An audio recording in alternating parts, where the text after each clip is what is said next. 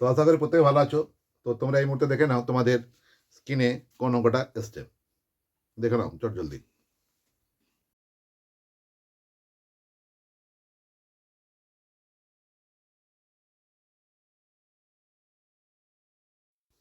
তো তোমরা দেখতে পেলে অঙ্কটা কি লেখা আছে, 248 গণিত 369 গণিত 724 গণিত 836 গণিত 472, এই গুণফলটির একক স্থানে অঙ্কটি কত? এই গুণফলটির একক স্থানে অঙ্কটি কত?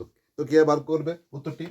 দেখো 248 একক স্থানে 8 আছে, 369 একক স্থানে 9 আছে, 724 একক স্থানে 4 আছে, 836 একক স্থানে 6 আছে, 472 একক স্থানে 2 আছে। তাহলে একক স্থানে অঙ্কগুলি পর্ব গুণ করে যাও। যেমন 8 আর 9 গুণ করো, 8 আর 9 গুণ করলে হয় 72। আমাদের একক স্থানে অঙ্কটির প্রয়োজন, 7 কেটে দিলে তারপর গুণ করে 4, 2 4 হয় 8, তারপর গুণ করে 6, 8 6 হয় 48।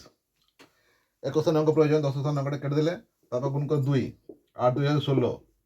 21 স্থানে অঙ্কটি 6, 10 স্থানে অঙ্কটি কেটে দিলে উত্তর চলে এলো আমাদের 6। তো এইভাবে তোমরা অঙ্কটি সমাধান করবে। ওকে।